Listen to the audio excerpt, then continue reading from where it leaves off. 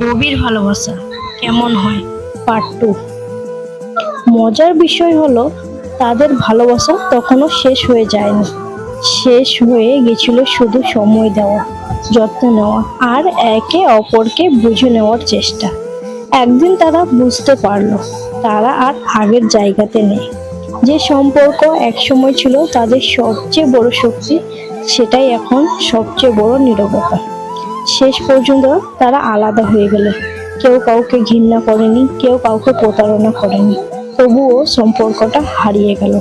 কারণ গভীর ভালোবাসা সব সময় প্রতারণার শেষ হয় না, কখনো কখনো তা হারিয়ে যায় অবহেলা, না বলা অভিমানে, আর পরে কথা বলবো বলতে বলতে একদিন চিরতরে কথা বন্ধ হয়ে যায়। ভালোবাসা ধরে রাখতে শুধু ভালোবাসলেই হয় না, সময়, যত্ন, সম্মান আর বোঝাপড়া না থাকলে